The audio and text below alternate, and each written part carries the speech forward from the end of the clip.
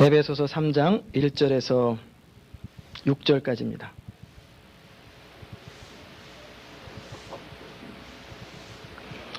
에베소서 3장 1절에서 6절까지 말씀 우리 한 목소리로 같이 함께 받들어 읽겠습니다.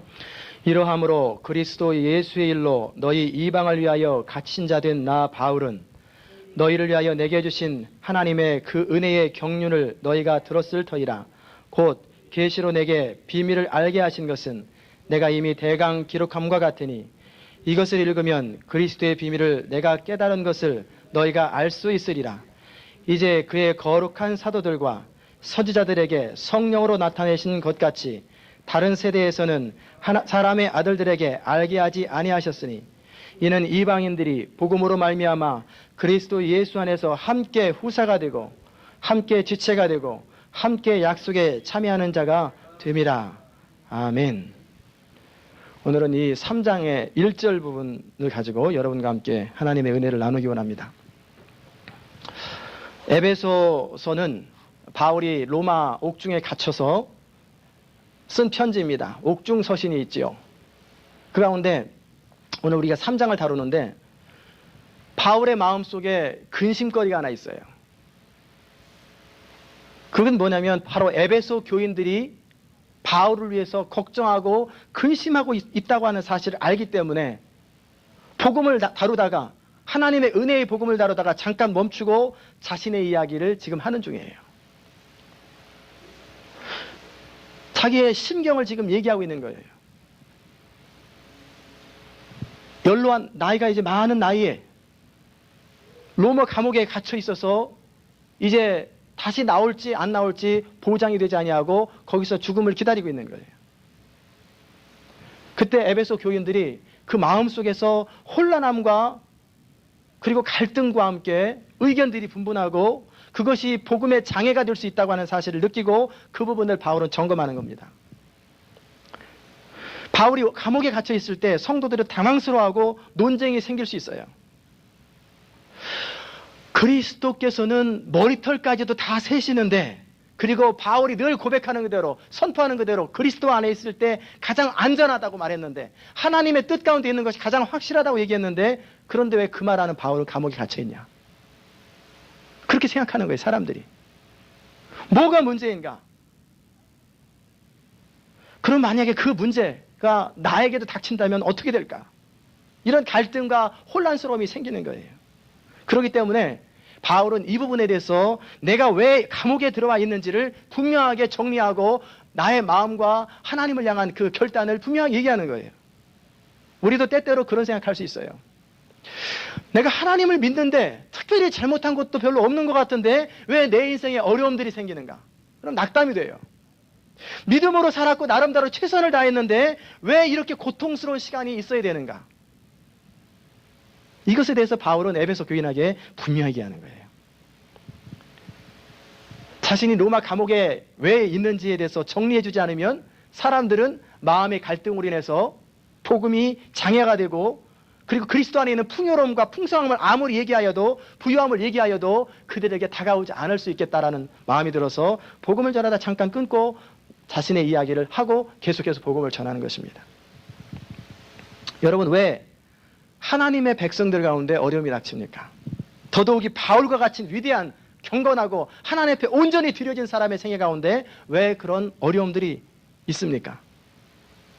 바울의 사랑하는 영적인 아들, 친아들이 아니고 믿음 안에서 낳은 아들 이 디모데도 바울이 고난당하고 감옥에 갇힌 것으로 인해서 염려하고 있어요. 안타까워하고 계속해서 괴로워하고 있어요.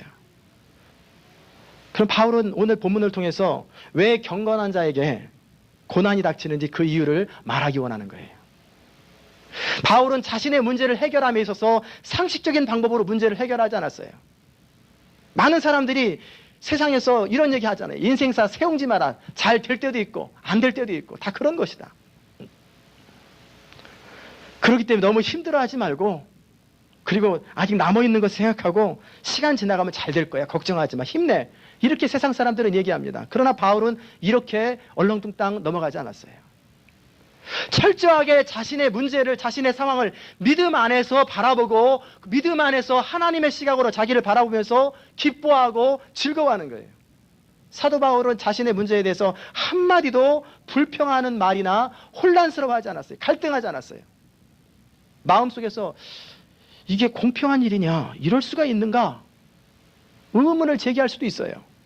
내가 여러 해 동안 내 인생을 걸고 하나님을 섬겼고 조금도 타협하지 않았고 믿음의 길을 걸어왔고 그리스도를 위해서 지금까지 그 많은 어려움들을 견디고 살아왔는데 그 사이에 내가 노인이 되어버렸는데, 머리가 하얘졌는데, 이제 나에게 편안한 노후가 아니라 왜 이런 어려움을 겪어야 하는 식으로 불평이나 원망의 말을 할 수 있었어요. 그러나 한마디도 하지 않았어요.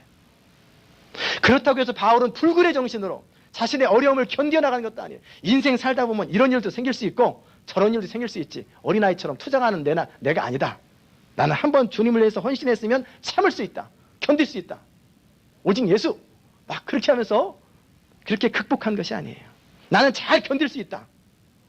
이렇게 스스로 다짐해서 문제를 해결하는 거 아니에요. 이것은 기독교가 아니고 극기입니다. 세속적인 용기예요. 믿음은 내가 할 수 있는 한 끝까지 견뎌보고 참을 만큼 참아보자. 노력해보고 안 되면 어쩔 수 없더라도 한번 해보자. 이건 믿음 아니에요. 자기 열심이에요. 이러다가 한때는 열심히 하다가 푹 가라앉았다가 또 한 번 작정하고 또 한 번 열심히 했다가 푹 가라앉았다가, 이런 사람이 생애는 큰일도 못하고 하나님이 사용하지도 않아요. 자기 열심히. 바울은 이런 식으로 자신의 문제를 설명하지 않았어요. 스스로 힘으로 그 문제를 극복하고 해결하지 않았어요. 야, 생각을 바꾸자. 항상 긍정적인 생각, 적극적인 생각을 해야지. 스스로 자기 마음속에서 그렇게 생각을 바꾼 게 아니에요. 철저하게 하나님의 시각으로 자신의 인생을 바라보고 오히려 그리함으로 말미암아 고난 중에 기뻐할 수 있었던 거예요. 바울은 같은 옥중 서신 가운데 빌립보서 1장 12절에 이렇게 고백합니다. 형제들아, 나의 당한 일이 도리어 복음의 진보가 된 줄을 너희가 알기를 원하노라. 내가 지금 겪고 있는 이 일이 복음의 진보가 된 줄을 너희가 알기를 원하노라. 바울 사도는 말하는 거예요. 내가 지금 갇혀서 눈물을 흘리고, 내가 갇혀 있다고 눈물 흘리지 마라. 여러분도 할 수 있으면 내가 지금 내 현실을 깨닫고 있는 것처럼 깨어서 깨닫고 있기를 바란다. 그렇게 말하는 거예요. 오히려 지금까지 나에게 겪은 모든 일이 지금 감옥에 있는 이 일까지도 복음의 진보가 된다는 거예요. 우리는 쉽게 이렇게 얘기합니다. 바울은 워낙 기질이 강한 사람이고 흔들리지 않는 기질상 그런 사람이기 때문에 그런 말을 할 수 있고 그렇게 할 수 있다고 생각하지만, 사실은 성경에서 살펴보면 바울은 그런 사람 아니에요. 쉽게 의기소침하고, 그리고 병적으로 내성적이고 고민이 많고 늘 자기를 잘 돌아보는 사람이에요. 자기를 잘 돌아보는 사람의 특징은 절망을 잘해요. 낙담을 잘해요. 바울은 오히려 그런 사람이에요. 그럼에도 불구하고 환난 중에 평강을 누리고 평화를 누릴 수 있는 그 이유가 뭐였냐면 기질 때문이 아니라 그 사태를 헤쳐나가는 방법 때문에 그래요. 사도 바울이 어려운 상황을 잘 견딘 것은 그 상황을 믿음 안에서 해결하고 믿음 안에서 바라보는 그 시각이에요. 무엇 때문에 내가 갇히게 되었지? 왜 내가 죄수로 있어야 될까? 아니, 생각하지 말자. 다 하나님이 알아서 하겠지. 이런 게 아니에요. 생각하는 거예요. 내가 왜 여기 있나? 내가 왜 갇혀 있나? 그리고 그 답을 찾고 나서 에베소 교인들한테 말해주는 거예요. 사도 바울은 3장 오늘 1절에서 분명히 언급합니다. 여러분 성경을 펴보십시오. 히러를 들었더니 조시는 분이 종종 있는 것 같아요. 히러를 꺼야 되겠어요. 3장 1절 한번 다 같이 펴보시고 읽으십시다. 시작. 이러함으로 그리스도의 예수의 일로 너희 이방을 위하여 갇힌 자 된 나 바울은. 바울이 감옥에 갇힌 것은 로마 제국의 힘 때문에 갇힌 것이 아니라고 설명하는 거예요. 네로가 자신을 가두었기 때문에 갇혔다고 생각하지 않는 거예요. 법을 어겨가지고 갇혔다 그러지 않는 거예요. 내가 어떤 죄를 범했기 때문에 잘못됐다 그러지 않는 거예요. 왜 감옥에 갇혀 있습니까? 예수 그리스도의 일로 갇히게 되었다 그렇게 말하는 거예요. 사도 바울의 특징은 모든 상황, 모든 여건 속에서 항상 자신의 문제를 그리스도와 연관시키는 거예요. 연관시키는 거예요. 항상 나는 그리스도의 종이요, 그리스도로 말미암아 그리스도의 사도요, 다 그리스도와 연관되어 있어요. 그의 삶은. 믿음이 뭡니까?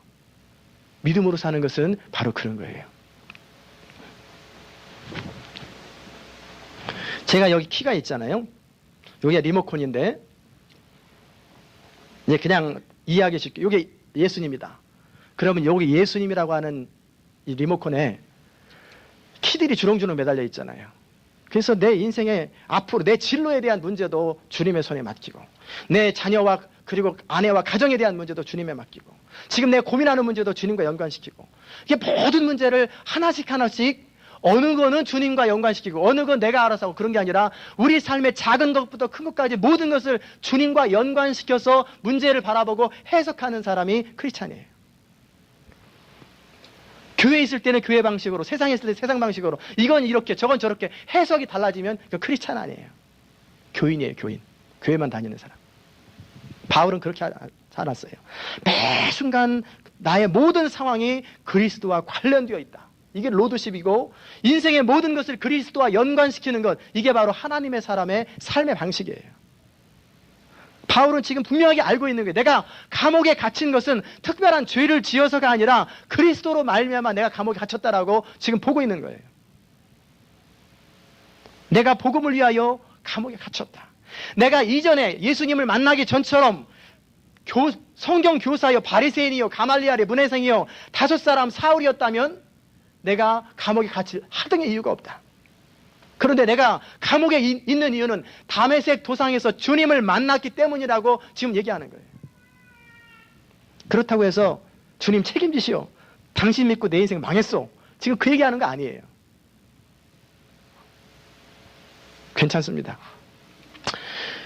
자신의 인생을 그리스도와 관련시켜 바라보면서 자기를 돌아본 거예요. 감옥에 갇혀서 자기 인생을 한번 쭉 돌아본 거예요. 주님 만난 이후에 어떻게 자기 인생이 진행되었는지 돌아보는 거예요. 주님을 따라서 주님을 위해서 일생을 살았던 자신의 삶을 하나씩 하나씩 주목하고, 비록 자신은 원래 하나님을 모독하고 하나님을 회방하고 하나님의 교회를 핍박하고 성도들을 박해하고 그렇게 하나님의 원수였어요. 그런데 그럼에도 불구하고 자신을 사랑하시고 은혜로 택하여 주신 그 하나님의 은혜, 사도로 불러주신 그 주님을 생각하는 거예요. 사울을 바울이라고 이름을 바꿔주시고 하나님과 화해시켜주시고 하나님의 자녀 삼아주신 그 하나님의 은혜, 이방인의 사도로 불러주신 그 하나님의 은혜에 감격하는 거예요. 바울은 주님을 처음 만났을 때를 생각합니다. 주님께서 바울에게 이렇게 말씀하셨어요. 아나니아를 통해서, 이 사람은 내 이름을 이방인과 임금들과 이스라엘 자손들 앞에 전하기 위해서 나의 택한 그릇이라. 그가 내 이름을 위하여 얼마나 많은 해를 받아야 할 것을 내가 그에게 보이리라. 그 말씀을 생각해 봅니다. 그리고 로마에 오는 항해길에서 하나님께서 바울을 위로했던 그 말을 기억하는 거예요. 두려워 말라. 네가 가이사 앞에 서야겠고 또 하나님께서 너와 함께 행선하는 자를 다 내게 주시리라. 하나님의 사자의 음성을 듣습니다. 바울은 자기 자신의 인생을 돌아보면서, 그리고 하나님과 늘 끊임없는 교제를 통하여 내가 지금 겪고 있는 모든 것이 하나님 안에서 어떤 의미를 가지고 있는지를 알고 있는 거예요.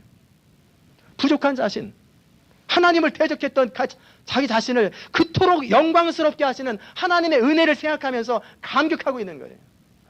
바울은 지금 감옥에 갇혀 있는 것이 아니라 천국에 있는 거예요.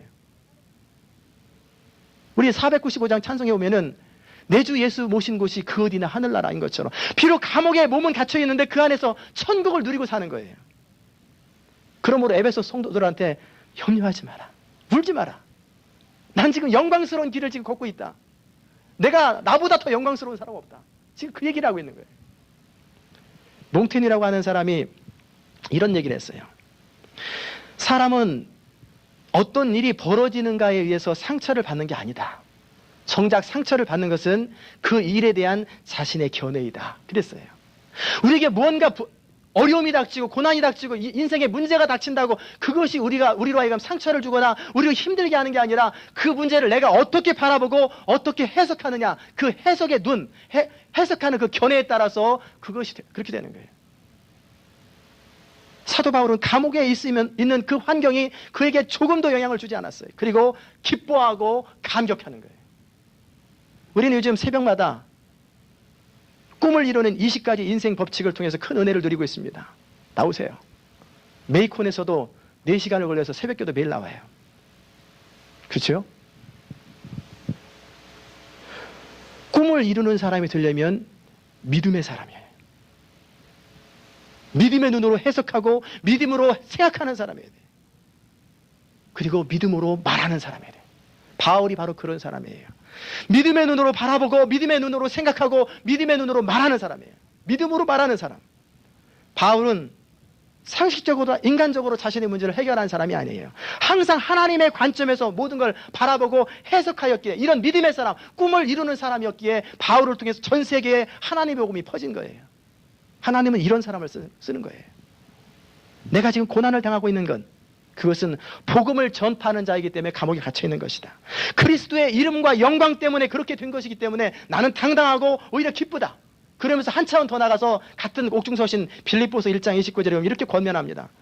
그리스도를 위하여 너희에게 은혜를 주신 것은 다만 그를 믿을 뿐 아니라 또한 그를 위하여 고난도 받게 하심이라.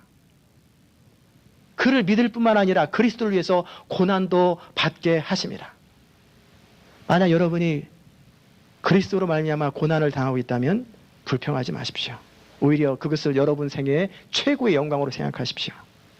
초대교회 모든 그리스도인은 그렇게 영광으로 생각하고 기꺼이 순교까지 감당했어요. 우리가 꼭 기억할 것이 있어요. 믿음 생활하면서 꼭 생각해야 될 것은 현실적으로 내가 얼마나 부하게 되고 얼마나 편안하게 되고 얼마나 문제가 착착 해결되는가. 그게 아니에요. 그건 기복신앙이에요. 그건 잘못, 어느 순간에 어려움이 생기고 문제가 생기면 주저앉아버리고 다 끝나버려요. 지난주에 우리 주일 예배 때 말씀드린 것처럼 형통함은 내 원하는 대로 이루어지는 것이 아니라 그랬어요. 하나님의 뜻과 계획이 우리 삶 가운데 이루어지는 것이 형통함이라고 말씀드렸어요. 때때로 우리 삶 가운데 놀라운 기적과 풍요로움이 임할 수 있어요. 그래서 바울은 풍부에 처할 줄도 알고 그랬어요.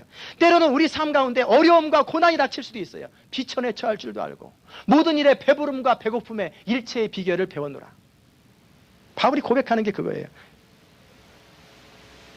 모든 것이 하나님의 목적과 계획에 따라서, 그리고 또한 그리스도로 말미암아 그리스도의 이름이 드러날 수만 있다면 그것이 진정 형통한 거예요. 우리 인생을 통하여 하나님의 영광이 선포되고 드러날 수 있다면 그것이 진정 영광스러운 거예요.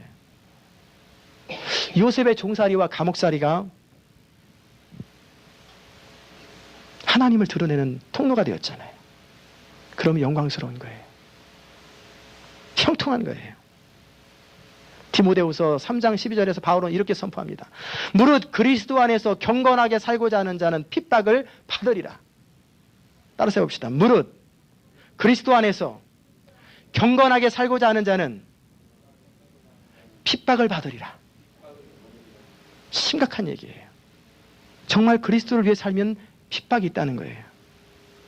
우리가 어떤 형태로든지 그리스도를 위해서 고난당하지 않고 있다면 그것은 경건하게 살지 않고 있다는 거예요.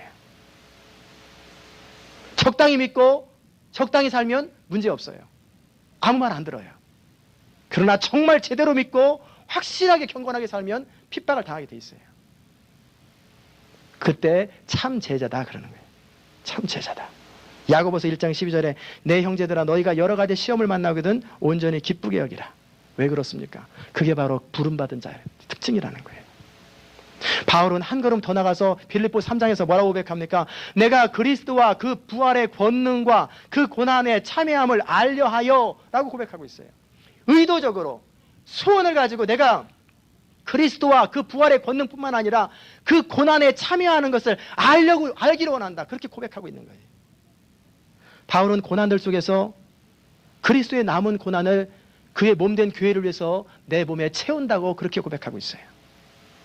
감옥에 갇혀 있다고 울지 말고 나 때문에 낙심하지 말라. 이것은 영광스러운 일이고 주님의 고난에 동참하는 일이다. 나는 내 세계 가운데 가장 최고의 특권을 지금 누리고 있다. 나는 지금 주님의 남은 고난을 보충하고 있는 것이다. 그런 고백을 하는 거예요. 그리고 바울은 자신이 고난당하는 이유가 그리스도께 충성스러웠기 때문이라고 말해요. 1절에 보시면 이러함으로 그리스도 예수의 일로 너희 이방을 위하여 갇힌 자 된 나 바울은 그렇게 기록하고 있는데, 그게 감옥에 갇힌 실질적인 이유가 뭡니까? 이방인들을 위해서 감옥에 갇힌 거예요. 하나님은 바울을 이방인의 사도로 삼으셨어요. 그리고 그 사명 때문에 감옥에 갇힌 거예요. 이방인의 사도이기 때문에 그 사도의 역할을 충실하게 감당하다 보니까 고난을 당하는 거예요. 유태인들의 입장에서 보면은 바울은 죽일 놈이에요. 도무지 이해할 수 없는 사람이에요. 사도행전 21장과 22장에 보면은 바울이 잡히는데 그 결정적인 원인은 유대인뿐만 아니라 이방인까지도 하나님의 후사가 된다고 그렇게 선포하고 다니는 거예요. 선택받은 민족으로 유대인은 특권의식을 가지고 있는데 유대인이나 이방인이나 차별이 있을 수 없다라고 얘기하니 유대인들의 입장에 너무너무 기가 막힌 노릇이에요. 차라리 유대인들에게만 복음을 전했다면 그래도 좀 괜찮았을지 모르겠어요. 아니면 조금 강도를 좀 누그러뜨리고 유대인 편에서 조금 서줬다면 괜찮을 수 있어요. 그런데 바울의 신앙관으로서는 그럴 수가 없는 거예요. 비록 감옥에 가는 한이 있어도, 돌에 맞는 한이 있어도 진리를 선포하는 거예요. 변할 수 없는 건 변할 수 없다. 이게 바울의 위대한 점이고 하나님이 그래서 바울을 사용한 거예요. 너무 많은 사람들이 진리를 해석합니다. 적당히 해석해버려요. 그걸 바라고 뭐라고 그러냐면 융통성이 있다 그래요. 융통성이 아니라 타협하는 거예요. 사람을 용납하고 포용하는 건 괜찮아요. 그러나 진리를 타협하는 것은 융통성이 아니에요. 바울은 그 당시에 조금만 강도를 낮췄다면, 조금만 부드럽게 말했다면, 조금 적당히 말할 것 좀 삼가했다면 그런 어려움 겪지 않습니다. 에베소 교회를 향한 바울의 말은 뭐예요? 바로 너희를 위해서 내가 지금 고난을 당하고 있고 그것을 또한 자랑스럽게 여긴다고 말하는 거예요. 너희 이방인에게도 똑같은 하나님의 은혜가 주어졌다고 하는 사실을 전파하기 위하여 내가 지금 고난을 당하다는 거예요. 바울은 로마의 당국의 중재로 말미암아 풀려날 수 있는 길이 있었는데 바울은 그 타협의 길을 허락하지 않았어요. 기회를 주니까 여러분 부형들이여 들으시고 하면서 또 다시 설명하는 거예요. 어떻게 믿음으로 말미암아 이방인들도 유대인이나 이방인이나 똑같이 아브라함의 자손이 된다라고 그렇게 선포하니 이건 더 이상 견딜 수 없다 해가지고 바울은 감옥에 갇힌 거예요. 그래서 바울이 위대한 사람이에요. 진짜 그리스도인이에요. 우리 중에 어떤 사람들은 어떤 일을 이야기하지 않고 입을 다물고 있다면 세상에서 인기 있고 사람들한테 호감 사는 그런 경우가 있어요. 설교자도 마찬가지. 인기 끌려고 작정하면 성도들의 감정 상하는 얘기 안 하고 기분 맞춰주고 적절히 위로하고 재미있는 이야기하면서 교훈적이면서 삶의 자리 가운데 유익한 정보를 제공하고 격려해주면 인기 끕니다. 주에 대해서 얘기 안 하고 그러면 사람들이 몰려옵니다. 이런 사람을 뭐라고 합니까? 사꾼이라고 합니다. 설교자가 아니에요. 나중에 하나님 앞에 심판받습니다. 바울은 인기를 끌려고 하지 않았어요. 진리를 말했고 온전한 진리를 선포했어요. 우리 주님께서 인기 얹고자 했으면 수천 명이 모였을 때 거기서 야 우리 교회 시작하자 그랬으면 교회 됐을 거예요. 그런데 수천 명이 모였을 때 예수님은 다른 데로 가버리셨어요. 인기와 상관없이 내가 다른 곳에 가서 복음을 전해야 된다고 그곳에 가서 또 복음을 전하는 거예요. 바울이 옥중에 갇힌 이유는 그리스도께서 유대인뿐만 아니라 이방인을 위해서도 십자가를 지셨고 이 그리스도로 말미암지 않고는 결단코 구원이 없다. 예수 그리스도로 말미암지 않고는 어떤 구원도 없다라고 강력하게 선포하는 거예요. 앞으로 조금만 더 지나고 나면 캐톨릭을 중심으로 모든 종교가 통합운동이 일어날 거예요. 꼭 예수님 아니어도 된다. 산에 올라가는 건 어디로 올라가든 다 마찬가지다. 진리에 도달하기만 하면 된다. 그러면서 종교 통합운동이 일어나고 기독교 핍박당할 것입니다. 에베소 교인들은 대다수가 노예요, 서민이었어요. 그런 그들에게 하나님의 아들이 대신해서 죽으셨다고 하는 것은 놀라운 일이에요. 노예요, 천민요, 참 서민요, 가난하고 무지렁이처럼 사는 그런 사람들을 위해서 하나님의 아들이 와서 이 땅에서 죽으셨다고, 그리고 사도 바울 같은 사람이 자신들을 위해서 친히 감옥에 갇히고 그리고 죽음을 선택하는 거예요. 지금 그 교리를, 그 메시지를 선포하고 있는 거예요. 이 편지를 받고 나서 에베소 교인들이 어떻게 했어요? 얼마나 큰 위로와 확신을 얻게 되었겠어요. 나도 바울처럼 인생을 걸고 하나님을 믿어야 되겠다. 그렇게 하지 않겠어요? 나중에 에베소 장로와 헤어질 때도 눈물을 흘리고 통곡을 하고 울잖아요. 그래서 바울이 이 에베소 교회에 편지를 쓰는 것입니다. 우리는 어떻게 사십니까? 여러분 어떻게 살고 계세요? 그리스도를 위해서 지금 핍박받고 계세요? 경건하게 살기 위해서 어려움 겪고 있습니까? 만일 그렇다면 복이 있을 것입니다. 하늘의 위로와 상이 있을 거예요. 우리의 목적은 이 땅에서 뭘 얻느냐, 뭘 성취하느냐, 그거 아니에요. 위에서 부르신 부름의 상을 위해서 달려가는 사람들이에요. 그래서 사도 바울은 1장에서 간절히 기도하는 게 너희 마음의 눈을 밝히사 그 부르심의 소망이 무엇이며 성도 안에서 그 기업의 영광의 풍성이 무엇이며 그 힘의 강력으로 역사하심을 따라 믿는 우리에게 베푸신 능력이 얼마나 큰지 알기 원한다. 눈을 좀 열어서 믿음의 눈을 열고 지혜의 눈을 열어서 하나님이 우리를 왜 부르셨는지 그 부르심의 소망을 좀 알라는 거예요. 가장 영광스러운 인생은 그리스도를 위해서 고난에 동참하는 인생이에요. 우리를 향하신 하나님의 뜻을 이루며 날마다 믿음으로 살기를 소원하는 그런 인생이에요. 여러분, 고난은 반드시 채찍맞는 게 고난이 아니에요. 감옥에 갇혀야만 되는 것은 아니에요. 그리스도 복음을 위하여 먹고 싶은 것 참고 마시고 싶은 것 절제하고 한 푼이라도 모아서 복음 사업에 투자하는 거예요. 제가 내년부터 하려고 하는 게 테이프 하나에 50센트예요. 여러분이 커피 한 잔만 아끼면 테이프 4개가 믿지 않는 사람들이나 사람들한테 가요. 정말 한 푼 한 푼 아껴가지고 내 자식 잘 먹여야지. 그게 아니라 단 1불 아끼고 2불 아끼고 3불 아껴가지고 먹고 싶은 그때 물 한 잔 마셔가면서 철저하게 아끼고 또 아껴서 그거 가지고 뭐예요? 집을 사요? 아니에요. 복음을 위해서 쓰는 거예요. 그리고 우리가 하나님 나라 일꾼이 되기 위해서 몸부림치고 공부하는 사람은 공부하는 거예요. 공부 못하면 안 돼요. 워낙 공부에 은사가 없고 재질이 없는 사람도 있을 수 있겠지만 공부를 하기로 작정했으면 목숨 걸고 공부해야 돼요. 왜? 그래야 하나님의 나라를 위해서 공부를 통해 쓰임받으니까. 목회라면 목회에 목숨 걸고 여러분이 사업을 하면 사업을 그렇게 잘하고 모든 일에 최선을 다해서 거기서 승부를 보는 거예요. 그것이 고난이에요. 제자훈련하려면 확실히 제자훈련하고 그리고 주의 몸된 교회를 위해서 새벽마다 힘들어도 어려워도 새벽을 깨우는 사람들이 있어요. 혼자 있어도 새벽을 깨우는 사람이 있어요. 그게 고난에 동참하는 거예요. 때로는 몸이 무너지고 피곤해서 쉬고 싶은 몸을 질질 끌고 나와서 주님 앞에 나와 찬양하고 예배하는 그런 것. 그게 고난에 동참하는 거예요. 잃어버린 영혼을 위해서 수고하고 믿음이 연약한 성도를 위해서 그들을 세우기 위해서 애쓰고 눈물로 기도하는 것. 그게 고난에 동참하는 거예요. 편안하고 안락한 삶을 거부하고 믿음으로 살기 위해서 인생의 모험을 하는 것. 하나님의 사람이 되기 위해서 날마다 자신을 돌아보며 거룩함에 이르도록 몸부림치고 최선을 다하는 것. 그게 고난에 동참하는 거예요. 평상시 이렇게 살다가 때가 되면 바울과 같이 감옥에 갇힐 날도 있고 채찍에 맞을 날도 있고 돌에 맞을 날도 생기는 거예요. 그런데 평상시에 이렇게 믿음으로 살지 못하면 어려움에 다가오면 다 타협해버립니다. 평상시에 타협하는 사람은 어려움 다가오면 100% 다 타협해요. 여러분의 삶의 자리가 어디든지 상관없어요. 경건하게 살고자 하면 핍박이 있고 바르게 살고자 하면 고난이 있어요.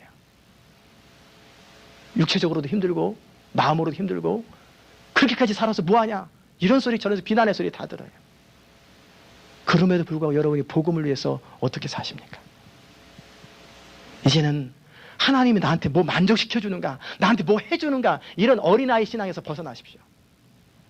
내가 그리스도를 위해서 어떤 고난에 동참하는가 어느 정도 헌신하는가 정말 나에게 주신 물질을 가지고 얼마만큼 주님을 위해서 쓰는가 내게 주신 시간을 가지고 주님을 위해서 얼마만큼 하는가 얼마만큼 최선을 다해 공부하는가 얼마만큼 최선을 다해서 사업을 하는가 정말 하나님의 나라와 영광을 위해서 내가 어떻게 살고 있는가 초놈을 아끼는가 그냥 너널하게 세워라 내워라 그렇게 사는 거 아니에요.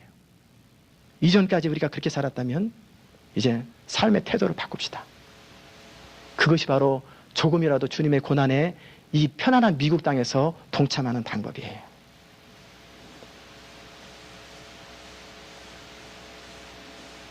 그렇게 살아갈 때 하나님은 바로 우리를 선택하시고 우리를 통해서 하나님 나라가 이루어진 일에 영광스럽게 사용하실 것입니다.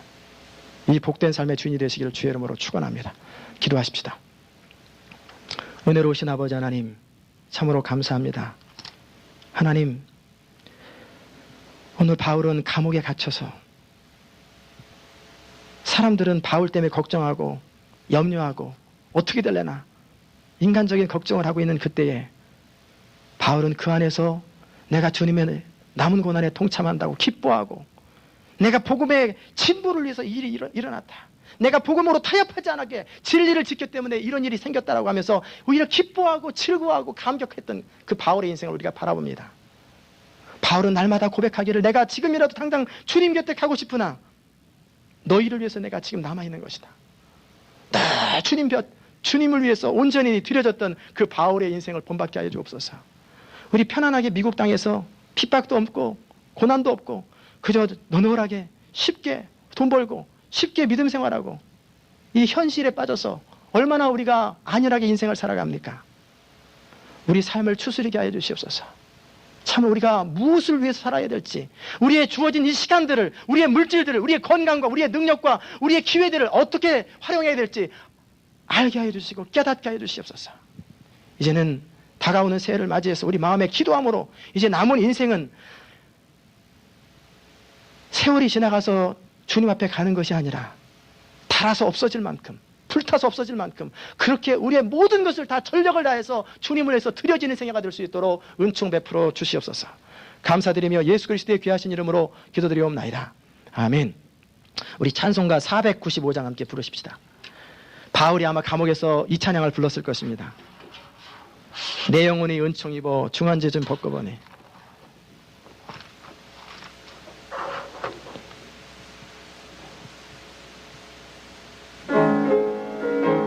어떤 상황, 어떤 처지든지 주님의 뜻이 있는 곳이면 거기 천국입니다. 내 영혼이 은총 입어 중한 죄짐 벗고 보니 슬픔 많은 이 세상도 천국으로 화하도다. 아멘. 할렐루야 찬양하세.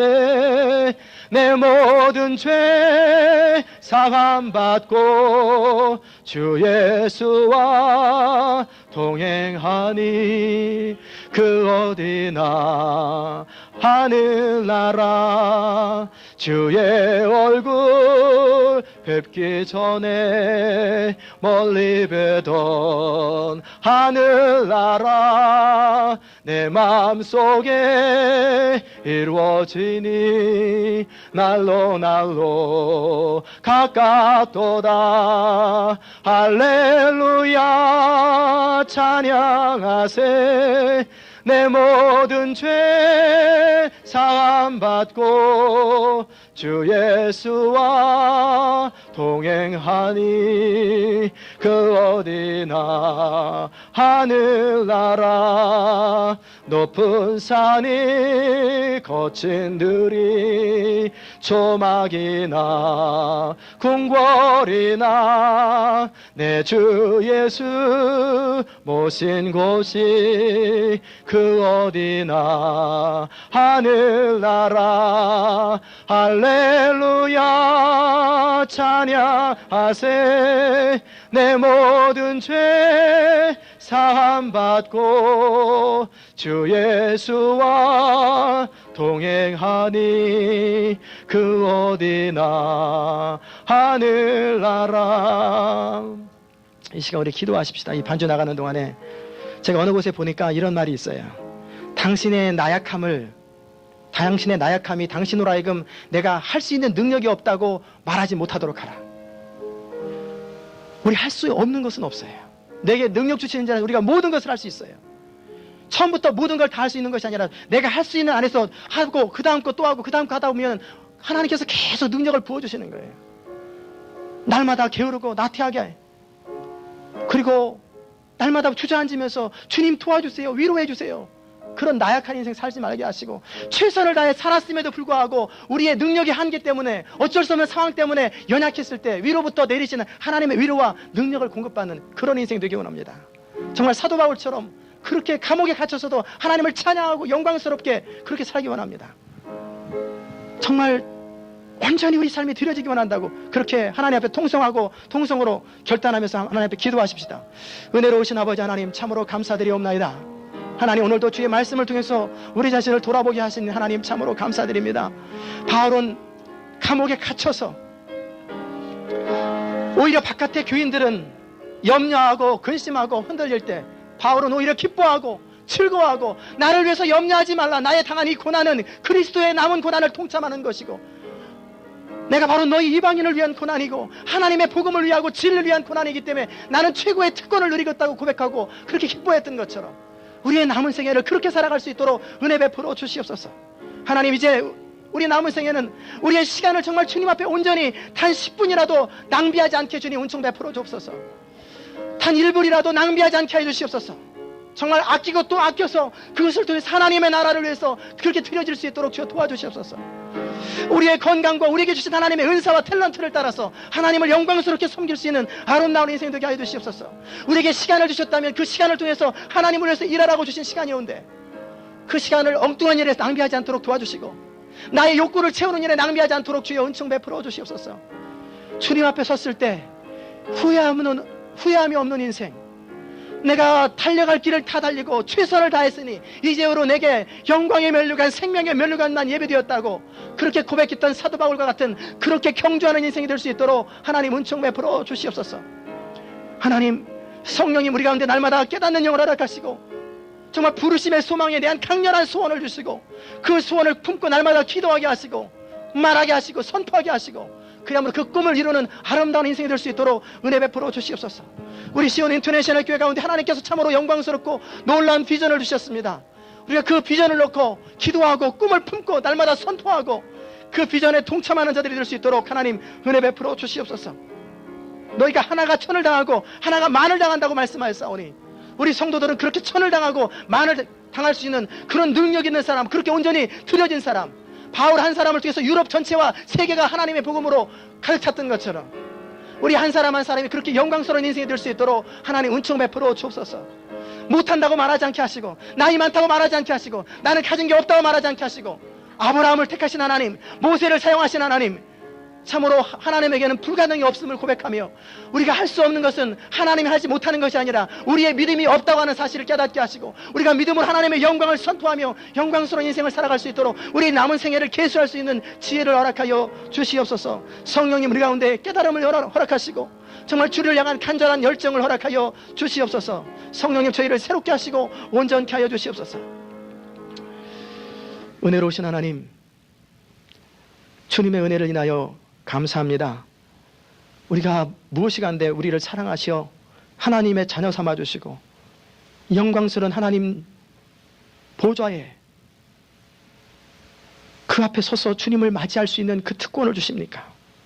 하나님, 참으로 감사하고 또한 감사드립니다. 하나님, 오늘 바울의 삶을 통해서 우리 자신을 돌아보게 하시니 감사합니다. 너무나 우리의 삶이 느슨해졌고 태엽이 풀린 시계처럼 가다가 말다가 가다 말다가 그렇게 살았던 인생이었음을 주 앞에 고백합니다.